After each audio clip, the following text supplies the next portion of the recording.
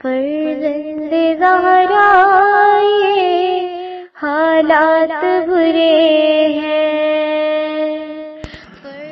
کاشانۂ بصیرت ایک ایسا مکمل یوٹیوب چینل جس پر محروم بصارت کے لیے بالخصوص اور تمام افراد کے لیے بالعموم سینکڑوں کی تعداد میں اسلامی کتب دستیاب ہیں۔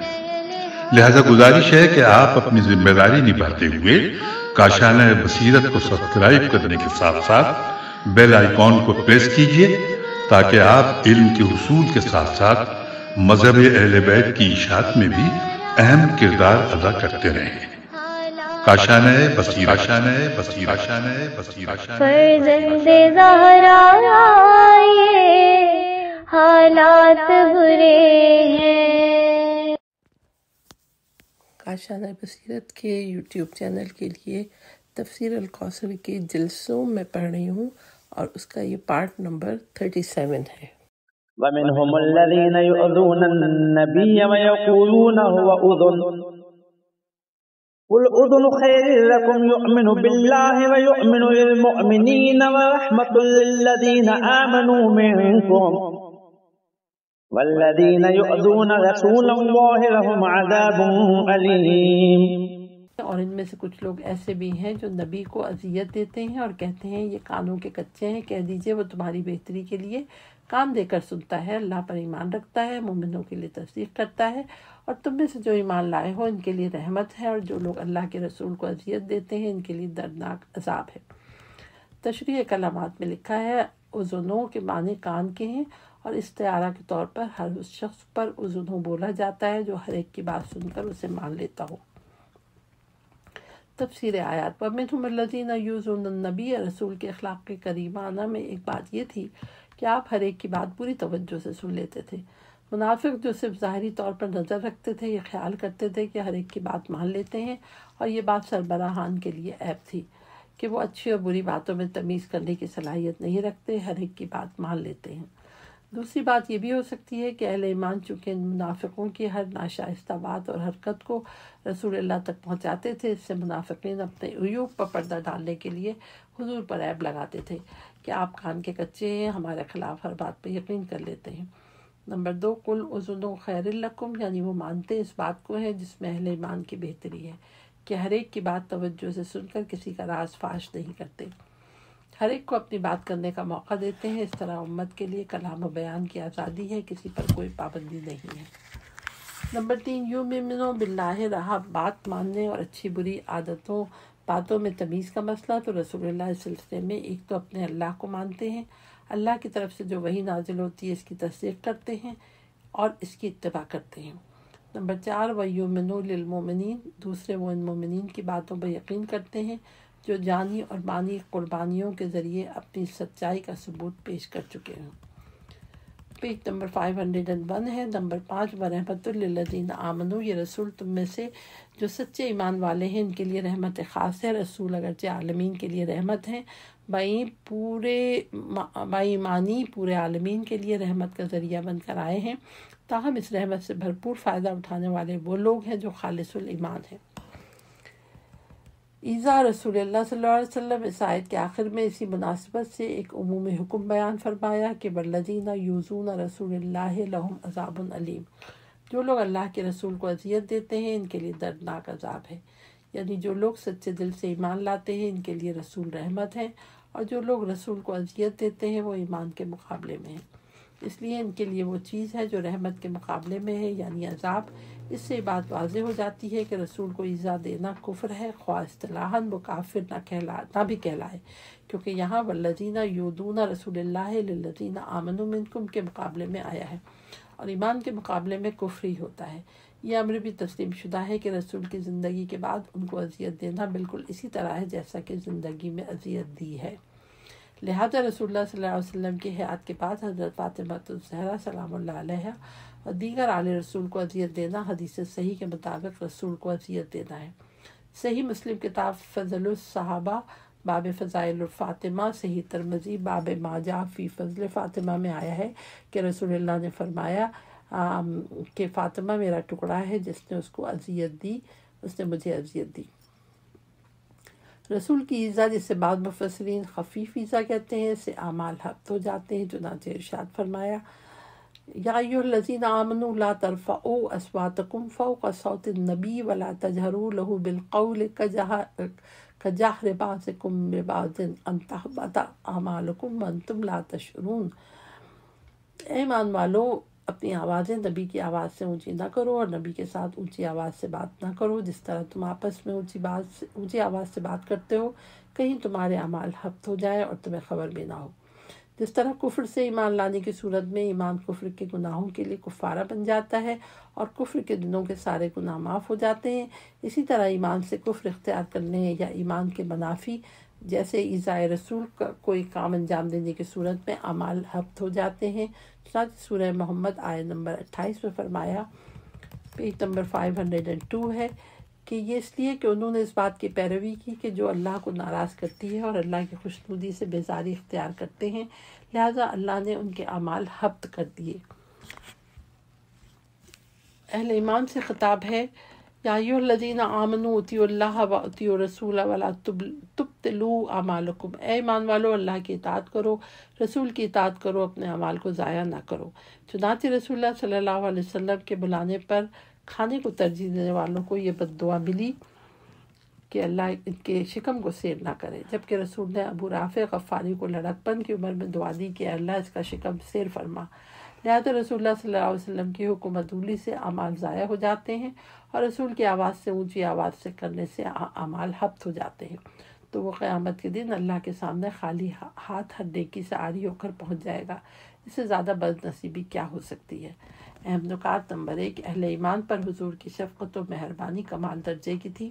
نمبر 2، مومنوں کی شہادت مقبول ہے۔ نمبر 3، رسول کی ایذا سے ایمان کی نفی ہوتی ہے۔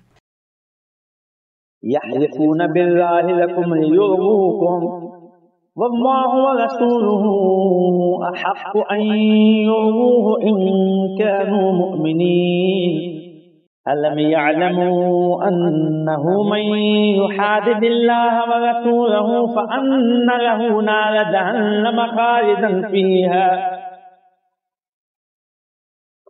ذلك الخزي العظيم۔ یہ لوگ تمہیں راضی کرنے کے لیے اللہ کی قسمیں کھاتے ہیں، حالانکہ اللہ اور اس کا رسول زیادہ حقدار ہے کہ انہیں راضی کیا جائے اگر یہ مومن ہیں۔ کیا انہیں معلوم نہیں کہ جو کوئی اللہ اور اس کے رسول کا مقابلہ کرتا ہے اس کے لیے جہنم کی آگ ہے جس میں وہ ہمیشہ رہے گا؟ یہ بہت بڑی رسوائی ہے۔ پیج نمبر 503 ہے، اس میں لکھا ہے تشریح کلمات یحاددے، ہا دال دال کے معنی مخالفت اور مقابلے کے ہیں۔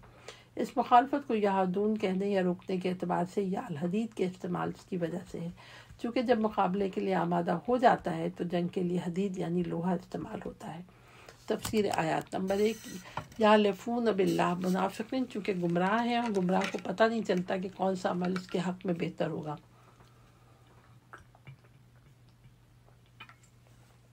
وہ عام مسلمانوں کو راضی رکھنے کی کوشش کرتے ہیں اور خیال کرتے ہیں اس طرح ان کا راز فاش نہ ہوگا، لوگ ان پر اعتماد کریں گے۔ نمبر 2، واللہ و رسولہ احق، جبکہ ان کے حق میں بہتری اس میں تھی کہ وہ اللہ اور رسول کو راضی کرے۔ نمبر 3، علم یعلموا، مگر وہ اللہ اور رسول کی مخالفت کر کے اپنے زوم میں دوسرا چارہ کار تلاش کر رہے ہیں۔ اللہ فرماتا ہے اللہ اور رسول کی مخالفت کے ساتھ جہنم اور رسوائی کے سوا کچھ نہیں ہے۔ نمبر 4، ذالک الخزی العظیم، ابدی جہنم سے بڑھ کر رسوائی نہیں ہو سکتی۔ اہم نکات: نمبر 1، اللہ اور رسول کی خوشنودی کو چھوڑ کر جو بھی چارہ تلاش کیا جائے گا اس میں نامرادی ہے۔ يحذر المنافقون أن تنزل عليهم سورة تنبئهم بما في قلوبهم قل استهزئوا إن الله مخرج ما تحذرون۔ منافقوں کو یہ خوف لاحق رہتا ہے کہ کہیں ان کے خلاف مسلمانوں پر کوئی ایسی صورت نازل نہ ہو جائے جو ان کے دلوں کے راز فاش کر دے۔ ان سے کہہ دیجئے تم استہزاء کیے جاؤ، اللہ یقیناً وہ راز فاش کرنے والا ہے جس کا تمہیں ڈر ہے۔ تفسیر آیات نمبر 1، یحذر المنافقون، منافقین رسول کو سچا تو نہیں کہتے تھے، تاہم انہیں گزشتہ چند سالوں میں ایسے اتفاقات پیش آئے کہ رسول اللہ صلی اللہ علیہ وسلم کو ان کے رازوں کا علم ہوا ہے، وہ اسے بذریعہ وحی، پیج نمبر 504 ہے، وہی نہیں بلکہ تصور کرتے تھے کہ رسول کے لوگوں نے کھوج لگا کر یہ باتیں ان کو بتائی ہیں۔ اب غزوہ تبوک کے سفر کے دوران ان منافقین کو زیادہ خوف لاحق رہتا تھا کہ کہیں ہمارے دل کی باتوں کا ان لوگوں نے کھوج لگا دیا ہو اور محمد انہیں قرآن بنا کر لوگوں میں پیش نہ کریں، اور ہم نے آپس میں رسول کا جو استہزاء کیا ہے اسے کہیں برملا نہ کریں، اس طرح ہم بے نقاب ہو جائیں گے۔ نمبر 2، قل استہزئوا، کہہ دیجئے تم اپنا استہزاء جاری رکھو، ہم تمہارا راز فاش کرتے جائیں گے۔ واضح استہزو امر ہے، اس قسم کے امر کو امر تہدیدی کہتے ہیں، یعنی جب دھمکی دینا ہو یا کسی عذاب کی خبر سنانا ہو تو پہلے اس قسم کا امر صادر ہوتا ہے۔ وَلَئِنْ سَأَلْتَهُمْ لَيَقُولُنَّ إِنَّمَا كُنَّا نَخُوضُ وَنَلْعَبُ قُلْ أَبِاللَّهِ وَآيَاتِهِ وَرَسُولِهِ كُنتُمْ تَسْتَهْزِئُونَ۔ اور اگر آپ ان سے دریافت کریں تو وہ ضرور کہیں گے کہ ہم تو صرف مشغلہ اور دل لگی کر رہے تھے۔ کہہ دیجئے کیا تم اللہ اور اس کی آیات اور اس کے رسول کا مذاق اڑا رہے تھے؟ تشریح کلمات۔ نخوض، الخوض کے معنی پانی میں تیرنے، اترنے اور ان کے اندر چلے جانے کے بطور استعارہ کسی کام میں مشغول رہنے پر بولا جاتا ہے۔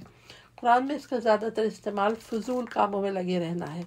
تفسیر آیات۔ مختلف اور متعدد روایات سے معلوم ہوتا ہے کہ غزوہ تبوک کے موقع پر منافقین رسول اللہ صلی اللہ علیہ وسلم کی تضحیق کرتے تھے۔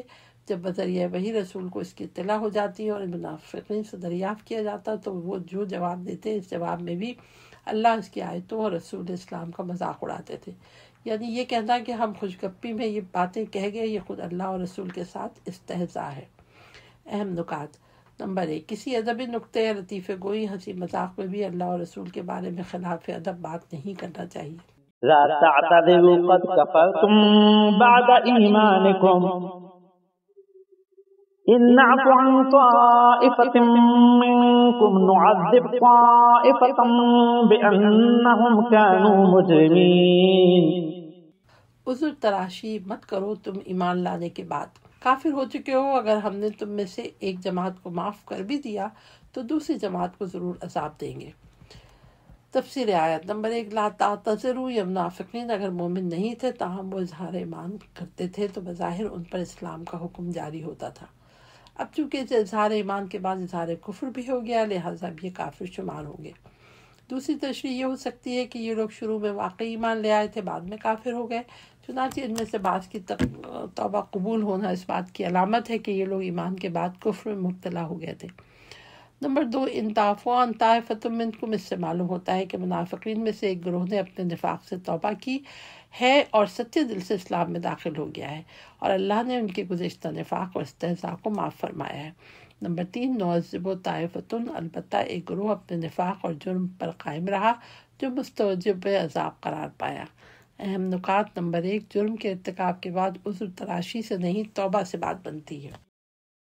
المنافقون والمنافقات بعضهم من بعض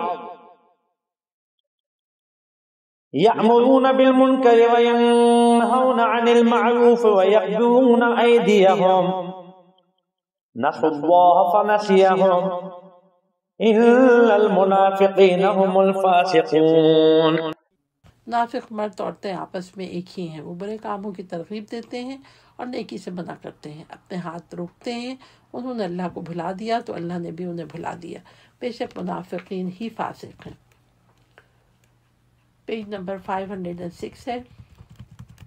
تفسیر آیات۔ نمبر 1، بعضهم من بعض، ان آیت شریفہ میں منافق عورتوں کا بھی ذکر آیا ہے کہ فتنہ نفاق میں عورتوں کا بھی ایک کردار ہے۔ ان سب کی سوچ اور کردار میں ہم آہنگی پائی جاتی ہے۔ یہ لوگ ہم فکر ہونے کی وجہ سے ایک جتھے کی تشکیل کر رہے ہیں اور ایک منظم جماعت کے طور پہ اسلام کے خلاف برسر پیکار ہے۔ نمبر 2، یامرون بالمنکر وینہون عن المعروف، اسلامی تعلیمات کی عین مخالف سمت یہ سب مل کر ہم قدم ہوتے ہیں، اچھے کاموں کی جگہ برے کاموں کی ترغیب دیتے ہیں اور معاشرے کو فاسد کرنے میں لگے ہوتے ہیں۔ نمبر 3، وَيَقْبِضُونَ أَيْدِيهِمْ، راہ خدا میں خرچ کرنے سے اپنا ہاتھ روکے رکھتے ہیں، چونکہ وہ اس کو اپنے مال کا ضیاع سمجھتے ہیں اور اگر کبھی خرچ کیا بھی تو دکھاوے کے لیے کیا۔ نمبر 4، نسوا اللہ، انہوں نے اللہ کو بھلا دیا، اللہ کی اطاعت ترک کر دی، فنسیہم، تو اللہ نے بھی انہیں بھلا دیا۔ اللہ کو بھول لاحق نہیں ہوتی۔ روایت کے مطابق بھلانے کا مطلب یہ ہے کہ اللہ نے بھی انہیں اپنے حال پہ چھوڑ دیا، جو سب سے بڑی سزا ہے۔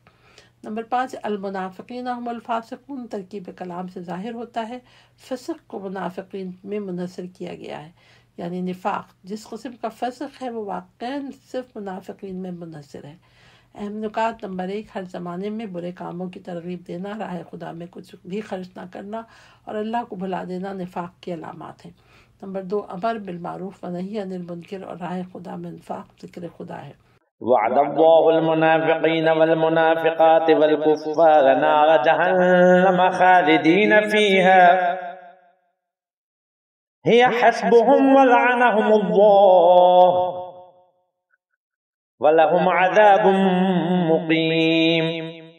اللہ نے منافق مردوں اور عورتوں اور کافروں سے آتش جہنم کا وعدہ کر رکھا ہے جس میں وہ ہمیشہ رہیں گے، یہی ان کے لیے کافی ہے، اور اللہ نے ان پر لعنت کر دی ہے اور ان کے لیے قائم رہنے والا عذاب ہے۔ تفسیر آیت: اس آیت میں منافقین اور کفار کے خلاف نہایت شدید لہجہ اختیار کیا گیا ہے۔ پیج نمبر 507 ہے۔ نمبر 1، آتش جہنم میں ہمیشہ رہنا۔ نمبر 2، یہ عذاب اس حد تک ہوگا کہ اس سے زائد کے لیے گنجائش نہیں ہے۔ نمبر 3، ان پر اللہ کی لعنت ہے۔ نمبر 4، ان کے لیے ایک اور عذاب ذکر ہوا ہے جس کے لیے لفظ مقیم استعمال فرمایا ہے۔ ممکن ہے یہ عذاب جہنم کے عذاب کے علاوہ دنیاوی عذاب ہو اور اس زندگی میں بھی ایک نفسیاتی اور معنوی عذاب میں ہمیشہ مبتلا رہتے ہوں۔ كالذين من قبلهم كانوا أشد منكم قوة وأكثر أموالا وأولادا فاستمتعوا بخلاقهم فاستمتعتم بخلاقكم كما استمتع الذين من قبلكم بخلاقهم وخذتم كالذي خاضوا أولئك حبطت أعمالهم في الدنيا والآخرة وأولئك هم الخاسرون۔ تم منافقین ان لوگوں کی طرح ہو جو تم سے پہلے تھے، وہ تم سے زیادہ طاقتور اور اموال و اولاد میں تم سے بڑھ کر تھے۔ انہوں نے اپنے حصے کے مزے خوب لوٹے، بس تم بھی اپنے حصے کے مزے اسی طرح لوٹ رہے ہو جس طرح تم سے پہلوں نے اپنے حصے کے خوب مزے لوٹے۔ جس طرح وہ باطل بحثیں کرتے تھے تم بھی کرتے رہو۔ یہ وہ لوگ ہیں جن کے اعمال دنیا و آخرت میں برباد ہو گئے اور یہی نقصان اٹھانے والے لوگ ہیں۔ تشریح کلمات: خلاق، وہ فضیلت جو انسان اپنے اخلاق سے حاصل کرتا ہے۔ تفسیر آیات: منافقین کی تاریخ کا ذکر ہے کہ شاید عصر نزول قرآن اور اس کے بعد آنے والے منافقین تاریخ سے عبرت حاصل کریں کہ گزشتہ تاریخ کے منافقین تو زیادہ عیش و نوش اور کیف سرور میں زندگی بسر کرتے تھے اور ان کی زندگی بھی تمہاری طرح بے قیمت تھی، اور باطل محبتوں اور گندی باتوں میں وقت گزارتے تھے، زندگی سے کوئی معقول فائدہ نہیں اٹھایا، یوں ان کی زندگی تلف ہو گئی۔ پیج نمبر 508 ہے۔ نمبر 1، الذین من قبلکم، تم منافقین اسی طرح دین الہی کے مقابلے میں کھڑے ہوئے ہو جس طرح تم سے پہلے بہت سے لوگ دین حق کے مقابلے میں کھڑے ہوئے، انہوں نے بھی تمہاری طرح دنیا کے مال و منال کو ترجیح دی۔ ابو ہریرہ راوی ہیں کہ رسول اللہ صلی اللہ علیہ وسلم نے فرمایا، قسم ہے اس ذات کی جس کے ہاتھ میں میری جان ہے کہ تم سابقہ امتوں کی روش پر چلو گے شانہ بشانہ قدم بقدم، یہاں تک کہ اگر وہ کسی کوہ کے بل میں گھس گئے تو تم بھی گھس جاؤ گے۔ نمبر 2، کانوا اشد منکم قوت، وہ لوگ مال و اولاد اور طاقت میں بھی تم سے زیادہ قوی اور دولت مند تھے۔ نمبر 3، فاستمتعوا، جو کفار و منافقین تم سے زیادہ طاقتور تھے، انہوں نے اپنی زندگی کے مزے لوٹے اور اس دنیا سے اپنا حصہ حاصل کیا، آخر میں انہوں نے دیکھ لیا کہ ان کو اس دنیا سے کچھ نہیں ملا۔ نمبر 4، فاستمتعتم بخلاقکم، تم بھی اس دنیا سے اپنے حصے کے مزے لوٹ کر دیکھ لو انجام کار کیا ہونے والا ہے۔ اور نمبر 5، وَخُذْتُمْ كَالَّذِي خَاضُوا، تم بھی اپنے پیش رووں کی طرف فضولیات اور گندی باتوں میں لگے رہتے ہو۔ نمبر 6، اولئک حبطت اعمالہم، یہ وہ لوگ ہیں جن کے اعمال حبط ہو گئے، دنیا میں بھی رسوا ہو گئے، تاریخ ان کی سیاہ ہو گئی اور آخرت میں ابدی عذاب میں مبتلا ہو گئے۔ نمبر 7، اولئک هم الخاسرون، اور وہ دنیا و آخرت میں خسارے میں ہوں گے، وہ خسارہ اٹھانے والوں میں نمایاں حیثیت رکھتے ہیں۔ آج کے منافقین عہد رسول صلی اللہ علیہ وسلم کے منافقین سے بھی بدتر ہیں۔ کہا وہ اپنے نفاق کو چھپاتے تھے، یہ لوگ اعلاناً نفاق کرتے ہیں۔ واضح رہے عصر رسول صلی اللہ علیہ وسلم کے اواخر میں منافقین مردوں اور عورتوں کی ایک جماعت موجود تھی، چنانچہ رسالت میں آپ کو یہ حکم ملتا ہے، یا ایھا النبی جاہد الکفار والمنافقین، اے نبی کفار اور منافقین سے لڑو۔ پیج نمبر 509 ہے۔ عصر رسالت کے بعد مرتدین سے لڑنے کا اتفاق ہوا، لیکن یہ سارے منافقین کہاں گئے؟ حضرت حذیفہ سے اس کا جواب مل جاتا ہے کہ عصر رسول کے بعد منافقت نے اپنا طریقہ واردات بدل دیا تھا اور ان کو اپنا نفاق چھپانے کی ضرورت پیش نہیں آئی تھی۔ اہم نکات: ان لوگوں کی زندگی تلف اور اعمال حبت ہے جو عیش و طرب اور لا یعنی باتوں میں لگے رہتے ہیں۔ ألم يأتهم نبأ الذين من قبلهم قوم نوح وعاد وثمود وقوم إبراهيم وأصحاب مدين والمؤتفكات أتتهم رسلهم بالبينات فما كان الله ليظلمهم ولكن كانوا أنفسهم يظلمون۔ کیا ان کے پاس ان سے پہلے لوگوں مثلا قوم نوح اور عاد و سمود اور قوم ابراہیم اور اہل مدین اور الٹی بستیوں والوں کی خبر نہیں پہنچی، جس کے پاس ان کے رسول نشانیاں لے کر آئے؟ پھر اللہ تو ایسا نہ تھا کہ ان پر ظلم کرتا، بلکہ یہ خود اپنے اوپر ظلم کرتے رہے۔ تشریح: المتفقات الٹی ہوئی بستیاں۔ تفسیر آیات: تاریخ کے اہم ابواب کا مطالعہ ہے کہ نوح کی قوم نے اس طرح اپنے رسول کا مذاق اڑایا، وہ غرق ہو گئی۔ یہی وطیرہ اختیار کرنے میں قوم عاد کو آندھی نے ہلاکت میں ڈال دیا۔ اپنے رسول کے ساتھ اسی قسم کا سلوک کرنے پر سمود کی قوم بھی نابود ہو گئی۔ ابراہیم کی قوم کو جو مذلت اٹھانا پڑی وہ بھی صفحہ تاریخ میں ثبت ہے۔ مدین والے اور لوط کی قوم کا جو حشر ہوا وہ بھی تاریخ کا ایک عبرتناک واقعہ ہے۔ اہم نکات: نمبر 1، سرکش انسان کو طاقت نشے میں ڈالتی ہے اور نعمتوں کی فراوانی اس سے قوت بینائی سرد کر لیتی ہے۔ والمؤمنون والمؤمنات بعضهم أولياء بعض يأمرون بالمعروف وينهون عن المنكر ويقيمون الصلاة ويؤتون الزكاة ويطيعون الله ورسوله أولئك سيرحمهم الله إن الله عزيز حكيم۔ اور مومن مرد اور مومنہ عورتیں ایک دوسرے کے بہی خواہ ہیں، وہ نیک کاموں کی ترغیب دیتے ہیں اور برائی سے روکتے ہیں اور نماز قائم کرتے ہیں اور زکوٰۃ ادا کرتے ہیں اور اللہ اور اس کے رسول کی اطاعت کرتے ہیں۔ یہی وہ لوگ ہیں جن پر اللہ رحم فرمائے گا، بے شک اللہ بڑا غالب آنے والا اور حکمت والا ہے۔ تفسیر آیات: نمبر 1، بعضهم اولیاء بعض، ایک موقف، ایک مزاج، ایک ہی قسم کی سوچ نے جس طرح منافقین کو ایک جتھا بنا دیا تھا، اسی طرح ایک عقیدہ، ایک نظریہ، ایک ہی قسم کے ایمان نے مومنین کو ایک امت بنا دیا اور تمام مومن مرد اور عورتیں جسد واحد کی طرح ہو گئے۔ نمبر 2، یامرون بالمعروف، کسی نیکی کو دیکھ لیا تو خود بھی اس پر عمل کیا اور ساتھ یہ خواہش بھی دل میں جاگزین ہوئی کہ میرا ہم عقیدہ برادر ایمانی بھی اس پر عمل کرے۔ اسی طرح برائی سے خود بھی دور رہے اور اپنے مومن بھائی کو بھی دور رکھنے کی کوشش کرے۔ اسی طرح مومن ایک دوسرے کے ساتھ ولا اور ولایت کا حق ادا کرتے ہیں۔ نمبر 3، وَيُقِيمُونَ الصَّلَاةَ وَيُؤْتُونَ الزَّكَاةَ، اس جماعت کی شناخت اقامہ نماز ہے، ادائے زکوٰۃ ہے، نماز قائم کر کے اپنا تعلق اللہ سے بہتر رکھتے ہیں اور زکوٰۃ ادا کر کے لوگوں سے بھی اچھا سلوک کرتے ہیں۔ نمبر 4، وَيُطِيعُونَ اللَّهَ، اللہ اور رسول کی اطاعت کر کے اپنی نیکیوں کو محفوظ رکھتے اور اپنے اعمال حبط ہونے سے بچا لیتے ہیں۔ نمبر 5، اولئک سیرحمہم اللہ، ارحم الراحمین، اللہ ارحم الراحمین ضرور ہے، لیکن اس بے پایہ رحمت کے لیے اہل ہونا ضروری ہے۔ یہ لوگ رحمت خدا کے لیے اہل قرار پاتے ہیں۔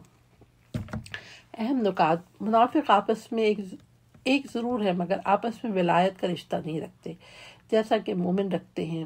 بعضهم اولیاء، وعد الله المؤمنين والمؤمنات جنات تجري من تحتها الأنهار خالدين فيها ومساكن طيبة في جنات عدن ورضوان من الله أكبر ذلك هو الفوز العظيم۔ اللہ نے ان مومن مردوں اور مومنہ عورتوں سے ایسی بہشتوں کا وعدہ کر رکھا ہے جن کے نیچے نہریں بہتی ہوں گی، ان میں وہ ہمیشہ رہیں گے اور ان دائمی جنتوں میں پاکیزہ قیام گاہیں ہیں اور اللہ کی طرف سے خوشنودی تو ان سب سے بڑھ کر ہے اور یہی تو بڑی کامیابی ہے۔ تشریح کلمات ادنن عین دال نون کے معنی کسی جگہ قرار پکڑنے اور ٹھہرنے کے ہیں، اور اس سے المعدن کان ہے، کیونکہ کان بھی جواہرات کے ٹھہرنے اور پائے جانے کی جگہ ہوتی ہے۔ اس آیت میں 2 جنتوں کا ذکر ہے، ایک وہ جس کے نیچے نہریں بہتی ہیں، جس کے دوسری جنت عدن کی جنت کے بارے میں روایت ہے کہ جنت کا اعلیٰ ترین درجہ ہے، جس میں انبیاء، رسول، شہداء ہوں گے۔ شواہد التنزیل میں آیا ہے، رسول اللہ صلی اللہ علیہ وسلم نے فرمایا، میں شجر ہوں، فاطمہ اس کی ٹہنی، علی اس کی آبیاری، حسن و حسین اس کے پھل ہیں، سبحان اللہ، ان کے محبین ان کے پتے ہیں، واہ ماشاء اللہ۔ پھر فرمایا، مجھے قسم ہے اس ذات کی جس نے مجھے برحق معبوس کیا ہے، وہ جنت عدن میں ہوں گے۔ ورضوان من اللہ اکبر، تمام تر نعمتیں اللہ کی خوشنودی کے ساتھ مربوط ہیں، اور بندگی و عبودیت بھی نہ جنت کی تمنا، نہ جہنم کے خوف سے، بلکہ رضا رب سے عبارت ہے۔ محب کی ساری کائنات محبوب کی خوشنودی اور بندے کا فوز عظیم رب کی رضامندی ہے، نہ کہ جنت کا حصول اگائے رضا رب نہیں تو جنت نعمت کی جگہ نقبت بن جائے۔ اکبر سے مراد ممکن ہے اکبر من کل شے ہو، جنت کی تمام نعمتیں خواہ کتنی عظیم کیوں نہ ہو، رضا رب کے مقابلے میں ہیج اور حقیر دکھائی دیں گی۔ اور ممکن ہے اکبر یعنی اللہ کی، پیج نمبر 512 ہے، اللہ کی خوشنودی کی عظمت وصف و بیان کی حد سے بڑھ کر ہے، جیسا کہ اللہ کی ذات کے لیے جب ہم اللہ اکبر کہتے ہیں تو یہی مراد ہوتی ہے کہ اللہ کی ذات و وصف بیان حد سے بڑھ کر ہے، اس کی رضامندی عظمت بھی امکان و وصف و بیان سے بالاتر ہے۔ بندہ مومن جب دنیا کی دکھ بری زندگی سے فارغ ہو کر رب رحیم کے جوار میں اس کی خوشنودی اور پرسکون اور پرسرور فضا میں قدم رکھے گا تو اس کے لیے ایک لمحہ بھی وصف و بیان سے بڑھ کر ہو جائے گا۔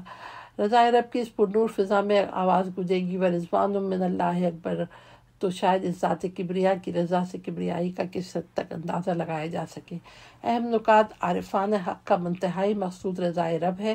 نمبر 2، اس کائنات میں رضا رب سے بڑھ کر کوئی نعمت نہیں ہے۔